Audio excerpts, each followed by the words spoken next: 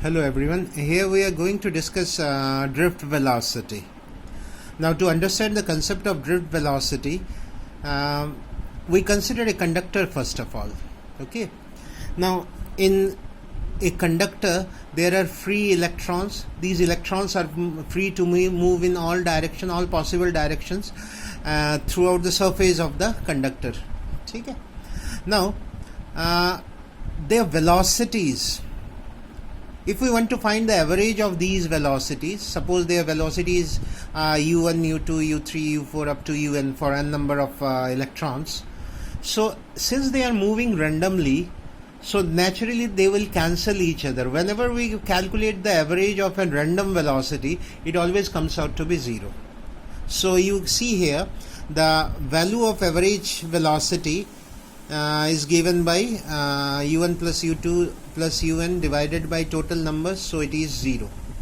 Now these electrons are moving because they are gaining energy from the heat which it obtains from the surrounding.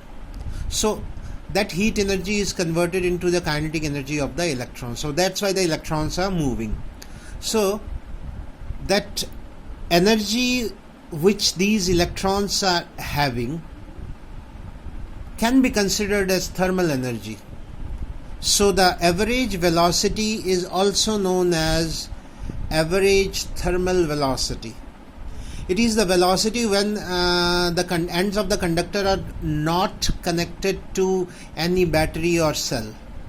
It is only kept at room temperature, so the electrons are moving randomly, so the average thermal velocity of the electrons is calculated here and it is 0.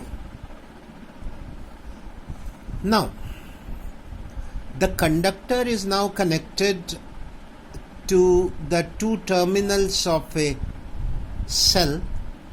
The positive terminal is connected to this end and the negative is connected to this end. So an electric field develops between the positive end to the negative end, and the electrons start moving, or electrons are being drifted in a direction opposite to that of the applied electric field. Now we know that when a charged particle is kept in an electric field, it experiences a force, and force is given by Q into E. So all the electrons will experience a force which will be given by E into capital E. Small e is the charge of the electron, so QE is written as EE. This will be the force acting on the electrons, and since the electrons are negatively charged, so the direction in which the electric fields is acting, the electrons will be drifted in a direction opposite to it.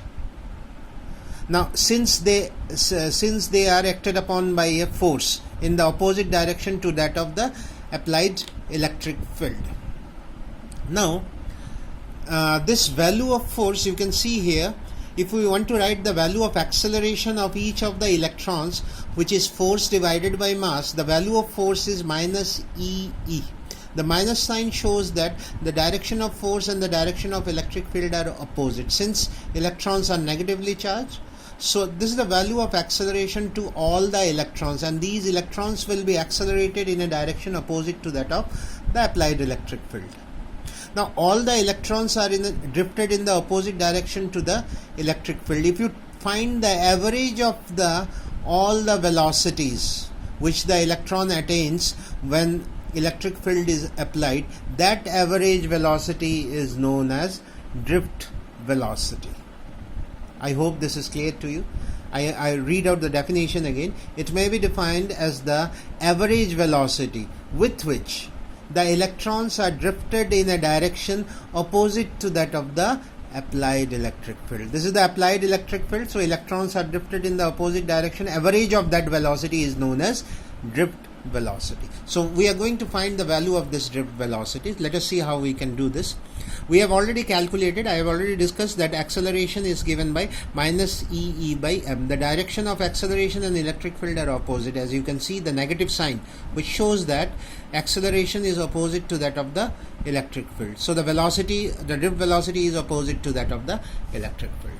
Now initially these electrons were having velocity u1, u2, u3 when no potential was applied across its end. But when the potential is applied, so every electron like the first electron moving with u1 velocity now will move with v1 velocity. The second one, u2 velocity, now will move with v2 velocity. So all the velocity has changed because of the acceleration. Okay, so now we need to calculate the drift velocity, and as we have explained, the velocity by which the electrons are drifted in the direction when electric field is applied opposite to that direction. So we need to find the average of such velocities. So it is v1 plus v2 up to vn divided by n. So this will give you the average velocity. Now the value of v1, initially the value was u1.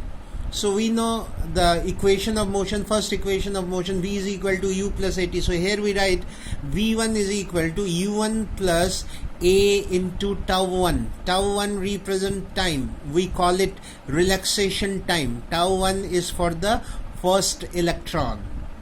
For v2 we write u2 plus a tau 2. In this way for vn we write un plus a tau n.